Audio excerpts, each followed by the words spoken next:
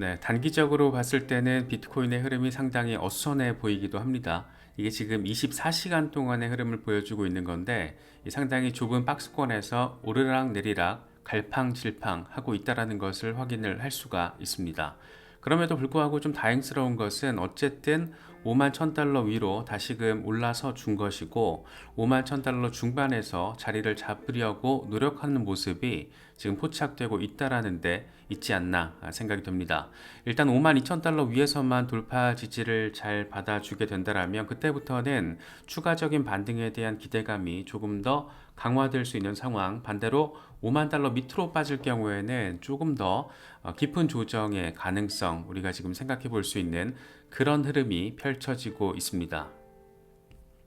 단기적으로 봤을 때는 사실 흐름이 그냥 아슬아슬하고 조마조마하기도 하고 그래서 단기 스윙 대응하시는 분들은 조금 지금 같은 장세가 불편하게 느껴질 수 있는데 장기적으로 중장기적으로 모아가는 대응을 하시는 분들은 사실 뭐 아무렇지 않으실 거예요. 왜냐하면 이미 비트코인은 지난해 1년 내내 올랐고 올해 들어서도 지금 20% 넘게 오른 상태입니다. 그래서 중장기 대응하시는 분들에게는 별로 문제가 없을 거고 중장기 대응과 관련해서 가장 절대적인 상징성을 갖고 있는 존재 지금 지구상에서는 마이크로 스트래티지가 아닐까 싶습니다. 지금 현재 미실현 이익이 38억 달러 규모라고 하는데 이게 지금 비트코인의 가격 변동에 있어서 이 그린 다시 점이 마이크로 스트래티지가 매수했을 때를 표시해 놓은 거예요. 그러니까 마이크로 스트래티지는 저점일 때도 사고 반등할 때도 사고 급등했다가 빠질 때도 사고 급등했을 때도 사고 저점일 때도 사고 오를 때도 사고 고점 찍고 하락할 때도 사고 하락해도 사고 반등 살짝 할 때도 사고 완전히 약세장에서 난리를 필 때 요때도 바이 더 딥을 하고 조금 더 올라갔을 때도 사고 조금 하락해도 사고 더 올라가도 사고 계속 사고 또 사고 절대 안 팔고 매수만 계속 하고 있죠. 그래서 이렇게 지금 2020년 8월부터 지금까지 매집한 비트코인이 19만 개 올라도 사고 내려도 사고 계속 사고 또 사고 또 사고 이렇게 모아가는 방식의 장기 대응 전략을 지금 견제 나가고 있습니다. 그래서 지금 현재 미실현 수익이 38억 달러 중장기 대응하시는 분들에게 있어서는 굉장히 강력한 롤모델이 바로 마이클 세일러의 마이크로 스트래티지가 아닐까 싶기도 합니다. 어쨌든 단기적인 방향성을 그렇다고 우리가 놓칠 수는 없으니까 조금 봐야 되는데 라케시 우페디에 같은 경우에는 5만 500달러에서 지지를 받고 5만 3천 달러 부근에서 저항을 받고 그래서 좁은 박스권에서 지금 통합이 이루어지고 있다는 것을 보여주고 있다 이렇게 진단을 합니다. 5만 3천 달러 위에서 일간 종가가 마감될 경우에는 6만 달러까지 상승할 가능성이 있고 4만 8,900달러가 깨질 경우에는 50일 단순이동 평균이 자리한 4만 5,500달러까지 하락할 가능성이 있다. 이렇게 담백하게 지금 이야기를 하고 있는데 아직 방향성이 조금 애매하긴 합니다만 후자보다는 전자 상황이 조금 더 가깝지 않나 라고 기대감이 좀 깔려 있다라고도 해석할 수 있을 것 같아요. 물론 지금 흐름 자체가 그렇게 나쁘진 않은데 이 반감기를 앞두고 있는 상황에서 비트코인 현물 ETF가 승인돼 버리면서 이 굉장히 큰 변수, 긍정적인 변수가 등장을 해줬기 때문에 흐름 자체가 기본적으로는 반등세를 보이고 있지만 과연 비트코인의 역사적인 반감기 패턴을 반복할 것인가 이런 것들을 놓고 조금 결이 다른 이야기들도 나오고 있다라는 거. 그래서 이런 조금 시나리오 1, 2 이렇게 담백한 내용들도 숙지를 하면서 시장을 바라보면 조금 더 도움이 되지 않을까 생각이 듭니다.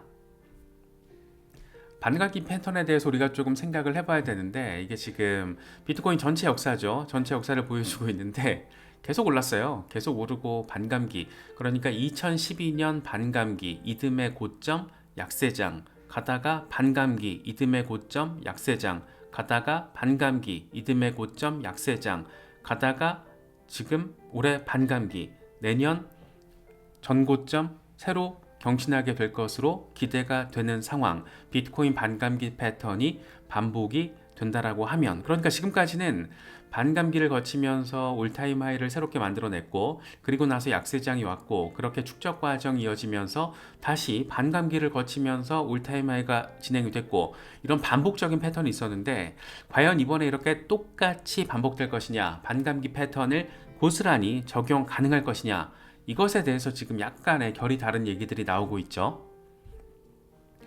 먼저 바이클 반대포패 같은 경우에는 이번 랠리는 54,000달러에서 58,000달러를 정점으로 찍을 것으로 예상을 하고, 반감기 이후에 40,000달러에서 42,000달러까지 상당한 조정이 예상이 된다. 이렇게 해서 지금 우리가 관심사가 조정이 대체 언제 올 것인가, 이게 지금 관심사인데, 반감기 이후에 조정이 펼쳐질 거라는 얘기를 하고 있습니다. 그러니까 지금 상황에서는 일단 매수세가 지속적으로 펼쳐지고 있기 때문에 당장 한두 주 안에, 한 달 안에 뭔가 급격한 조정이 올 거라고는 바라보지 않고 있는 거죠. 렉트캐피탈 같은 경우에는 조금 결이 다릅니다. 이 사람은 지금 반감기 패턴을 고스란히 대입을 시켜서 지금은 일단 반감기 패턴에 맞게 프리헤빙 랠리, 반감기 전 랠리가 진행이 되고 있고, 그 국면이 확실하게 자리가 잡히고 있는 모습이다. 그리고 나서 이제 반감기 전 되돌림이 벌어질 텐데, 이 단계가 하루하루 가까워지고 있다. 이런 점을 지금 매일같이 이야기하고 있어요. 사실 렉트캐피탈이나 마이클 반데포페나 지금 하루하루 얘기하는 게 거의 비슷해요. 거의 비슷한데, 그만큼 지금 상황이 약간의 관망세를 통해서 바라보면서도 뭔가 명확하게 공통적인 예측이 나오지 않고 있는 상황으로도 바라볼 수가 있고, 결국에는 비트코인이 새로운 신고가를 기존의 예상보다는 조금 더 빨리 달성할 수 있다라는 공통 분모가 있으면서도, 그럼에도 불구하고 반감기 전후 과연 언제쯤 의미 있는 조정이 펼쳐질 것인가, 여기와 관련해서는 약간 입장 차이가 지금 있다라는 거죠. 렉트캐피탈 같은 경우에는 뭐 작년이 아니고 지난번 반감기만 하더라도 반감기 전에 마이너스 19.58%, 20% 정도의 조정이 발생을 했고, 반감기 뒤에 대략 한 반년 정도 축적의 단계를 거치면서 그리고 나서 올타임 하이를 향한 포물선형 랠리가 시작이 됐다. 이때 말하는 거죠. 되돌림, 조정, 축적, 그리고 포물선형. 이번 같은 경우에도 지금 프리헤빙 랠리 진입했고, 조금 더 가긴 갈 건데, 이때부터 이제 조정이 발생할 가능성, 반감기 전부터 시작이 될 가능성, 그리고 나서 축적, 그리고 나서 이후에 포물선형 랠리. 그래서 2025년 9월 중순에서 10월 중순 사이에 새로운 고점이 만들어질 것이다. 이번 사이클의 정점이 형성이 될 것이다. 이런 얘기를 하고 있죠. 그런데 과연 이번에 지금 포인트는 뭐냐면, 기존의 반감기 패턴이 고스란히 반복된다. 다시 말해서 조정의 시작점이 반감기 전이 될 것이냐, 후가 될 것이냐. 또 하나는 69,000달러 전고 돌파 시점이 언제쯤 도달이 될 것이냐.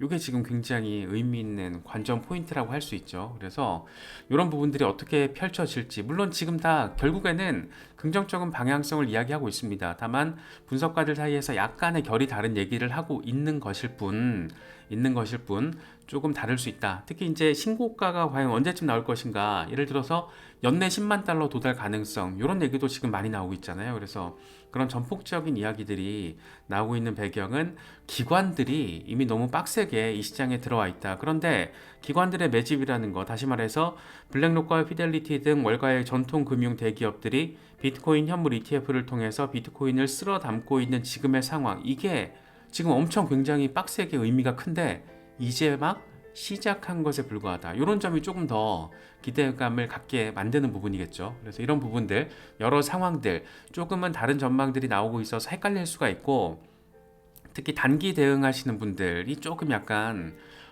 갸우뚱하실 상황을 좀 접하실 수도 있을 것 같아요. 다만 중장기 모아가는 대응을 하시는 분들의 경우에는 사실은 별로 신경 쓸 거 없다, 뭐 그런 생각이 좀 들어요. 왜냐하면 지금 조정이 빡세게 왔을 때 한 20-30% 조정이 올 수 있다라는 예측이 나오고 있는 거잖아요. 그런데 지난해 뭐 중순부터, 상반기까지 아니더라도 지난해 중순 하반기 때부터 조금 축적을 해오신 분들은 추가로 지금 단계에서 한 20-30% 조정이 오더라도 그래도 플러스 단계일 거기 때문에 사실 그냥 지나가는 바람일 겁니다. 다만 이제 비교적 최근에 진입하신 분들이나 이 시장에 대한 경험이 부족하신 분들은 지금은 플러스 단계인데 한 20-30% 조정 오면 바로 급격한 마이너스로 전환될 가능성이 높기 때문에 그런 경우가 아직 멘탈 케어의 어떤 관점에서 봤을 때 조금 유리손이라고 하잖아요. 페이퍼 핸드. 이런 분들이 조금 이게 신경이 쓰이실 거예요. 그래서 자기의 스탠스에 따라서 요건 사실 2, 30%, 3, 40% 조정 온다라는 게 투자자들에 따라서 다 이게 의미가 달라서 뭐라고 사실 의미 부여를 공통되게 뽑아내기는 어려울 것 같아요. 그렇기 때문에 지금 나의 스탠스, 나의 상황이 어떤지에 따라서 이런 내용들 조금 누구 말이 맞는 거야? 이렇게 생각할 수도 있는 건데 사실은 다 긍정적으로 바라보고 있는 거예요. 그래서 거기다가 작년부터 아니면 저번 약세장부터 꾸준히 대응을 하셨던 분들은 지금 다 어마어마한 수익권일 거고 2, 30% 조정 와봤자 그냥 잠깐 지나가는 바람일 겁니다. 그래서 사람마다 이건 다르기 때문에 너무 이렇게 의미 부여할 필요는 없을 것 같은데 그럼에도 불구하고 단기 스윙 대응 양상으로 좀 가시는 분들에게는 약간 조금 스터디가 필요한 부분이다. 이건 개인의 스탠스에 맞춘 스터디를 말씀드리는 겁니다. 분석가 요다 같은 경우에는 굉장히 긍정적으로 바라보고 있어요. 반감기까지 이제 55일이나 남아 있고 이미 비트코인 가격은 전고점에 근접해 있다. 개인 투자자들이 더 이상 이 시장을 움직이지 않는다. 큰 손들이 들어왔다. 이렇게 이야기를 하고 있습니다. 이 사람 같은 경우에도 지금 한 3만 7천 달러 정도까지 조정이 올 거란 얘기를 하고 있거든요. 조정 가능성을 이야기는 하고 있는데 그럼에도 불구하고 결국엔 간다. 7만 달러 돌파한다. 상반기에, 하반기에. 뭐 7만, 그러니까 올해 연내 안에 7만 달러 돌파한다. 이런 얘기 지금 하고 있는 거예요. 그래서 지금까지의 비트코인 시장은 전통적으로는 개인 투자자들이 주도를 해왔던 시장이었잖아요. 그래서 이 포모 심리라는 게 굉장히 직접적으로 작용을 했던 그런 시장이었습니다. 하지만 지금 같은 경우에는 이 포모 양상이 나타나질 않고 있는 게 이게 지금 아직 개인 투자자들이 본격적으로 되돌아오지 않은 것도 있고 기관 투자자들은 그런 걸 신경 안 쓰기 때문이겠죠.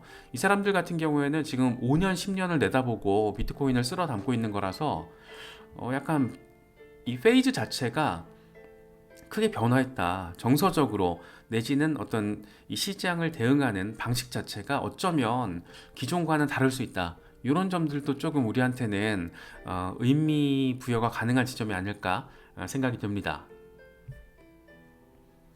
특히 비트코인 현물 ETF가 어디까지 어느 정도 반향을 일으킬지가 지금 굉장한 관심 포인트인 거잖아요. 사실 비트코인 현물 ETF 상품이 보통 자리 잡는데 뭐 한두 달, 1, 2년 이런 게 아니잖아요. 보통은 이제 5년 이상, 10년 정도의 시간을 놓고 ETF를 통한 가격 급등에 대한 어떤 그런 전망과 예측이 가능한 건데 이걸 상징적으로 보여주는 게 금 ETF잖아요. 금 ETF 같은 경우에도 결과적으로 급등을 했던 거는 출시 이후 몇 년이 지나고 나서부터입니다. 그래서 지금 비트코인 현물 ETF 같은 경우에도 이 시장에 미치는 직접적인 영향성에 대해서는 최소 3개월에서 6개월은 지나야지 어느 정도 내다볼 수 있다. 이런 말들 많이 나오잖아요. 그런데 이제 고작 한 달하고 조금 지났습니다. 그럼에도 불구하고 비트코인 가격에는 엄청난 영향을 미치고 있고 이미 블랙록이 지금 쓸어모은 게 13만 개가 넘으니까 지금 속도가 만약에 가속화되거나 유지되는 상황이라면 과연 이게 어떻게 되는 걸까? 뭐 이런 생각을 하게 되는 거잖아요. 그래서 반감기 패턴이라는 게 조금은 다를 수 있다는 점도 머릿속에 좀 기본빵으로 염두에 두시고 시장을 바라보시고 대응하시면 더 좋지 않나 생각이 듭니다. 알리 같은 경우에는 온체인 데이터를 근거로 지지 구간과 저항 구간 이야기를 합니다. 5만 달러에서 5만 1,700달러 부근에 지금 비트코인 주소수에서 가지고 있는 게 67만 2천 개 비트코인을 가지고 있다. 그러니까 엄청 강력한 지지라인 역할을 해주겠다라는 거죠. 두 번째 저항 라인도 좀 빡세요. 5만 1,600달러에서 5만 3,200달러 부근에서 지금 31만 비트코인을 가지고 있다는 거죠. 그래서 저항 라인과 지지 라인의 어떤 지금 이 힘이라는 게 매물대 구간이라는 게 굉장히 선명한데 그만큼 5만 3천 달러만 뚫어주면 그 위로는 상당한 반향을 불러일으킬 수 있다. 일단 어디까지? 6만 달러까지. 다만 이제 5만 달러가 깨질 경우에는 조금 이제 아슬아슬해지는 거겠죠. 그런데 지금 분위기상으로는 지지 라인에 대한 어떤 지지 여부를 걱정하는 것보다는 저항 구간에 대한 돌파 기대감이 정서적으로는 조금 더 크게 작용하는 상황이 아닌가 그렇게 생각됩니다. 그래서 간단하게 정리를 하면 저항 돌파를 해낼 경우에는 57,000달러까지 상승 가능성, 실패할 경우에는 47,700달러까지 하락 가능성 있다라고 알리는 이야기를 하고 있습니다. 그래서 중요한 거는 5만 달러 지지 여부, 그리고 53,000달러 돌파 여부. 지금은 딱 요 박스권에서의 어떤 방향성이 더 명확해지는지 그게 조금 단기적으로는 관전 포인트라고 종합해서 정리할 수 있겠습니다. 이더리움이 지금 움직이기 시작했습니다. 굉장히 조금 반가운 흐름이라고 개인적으로는 여겨집니다. 제가 2,000달러 이 심리적인 지지라인에 대한 지지 여부, 그때부터 우리가 이더리움에 대해서 굉장히 많은 관심을 기울여 왔었는데 이미 3,100달러를 뚫어낸 상황, 2022년 4월 이후 처음입니다. 그래서 단기적으로는 3,300달러에 대한 어떤 돌파 기대감이 더 커진 상황이고, 만약이라도 시장 상황에 따라서 추가 후퇴를 경험하게 된다면 20일 지수 이동 평균 2,784달러, 50일 단순 이동 평균 2,527달러 이 정도로 생각을 해볼 수가 있습니다. 재밌는 상황이에요. 지금 이더리움이 전체 자산 시총 랭킹에서 28위에 지금 자리를 하고 있습니다. 삼성이 30위고 코스트코가 33, 도요타가 34위예요. 오라클이 36위고. 지금 굉장히 흥미로운 상황이 펼쳐지고 있는 거예요. 그래서 이더리움의 자산 시가총액이 지금 전체 자산 글로벌하게 지구상에 있는 모든 자산을 랭킹을 딱 세웠을 때 28위에 자리하고 있다는 거. 비트코인은 지금 현재 10위에 이름을 올리고 있습니다. 렉트캐피탈 같은 경우에는 이더리움이 역사적인 월간 종가 마감을 눈앞에 두고 있다, 이렇게 조금 의미 부여를 하고 있습니다. 강세장에서 이더리움의 월간 종가가 2,791달러 위에서 만들어지면 이건 역사상 두 번째다, 이렇게 얘기를 합니다. 이럴 가능성 지금 매우 높다. 그렇기 때문에 추가적인 반등 가능성 기대하기에 무척 반가운 상황이 펼쳐질 수 있다, 이런 정리가 가능할 것 같습니다. 제이콥 캔필드 같은 경우에는 뭐 비슷한 얘기를 합니다. 2200달러 저점에 대한 리테스트가 잘 마무리가 됐고, 이 저항 라인이 지금 지지 라인으로 전환이 됐다. 5월에 이더리움 현물 ETF 이슈까지 고려를 하면 매우 흥미롭게 느껴지는 상황이다. 더 흥미로워지고 있다. 뭐 이런 얘기를 하고 있어요. 두 가지 대형 호재, 이제 우린 이거 다 알고 있죠. 덴쿤 하드포크 3월 13일 메인넷 적용 적용 현물 ETF, 5월 24일 승인 가능성. 특히 덴쿤 하드포크 같은 경우에는 이더리움 레이어 2 프로젝트의 수수료 대폭 절감이라는 큰 이슈가 있기 때문에 이더리움 레이어 2 프로젝트들이 반대급부 영향을 상당히 받을 가능성이 높다. 그러니까 주요 메인넷 업그레이드를 통해서 이더리움도 시세가 조금 더 반등할 가능성이 높지만 이더리움 레이어 2 프로젝트들도 동반 반등세를 보일 가능성이 무척 높다. 이 정도로 정리가 가능할 것 같습니다. 특히 최근 들어서 며칠 동안 엄청난 주목을 받은 게 코티.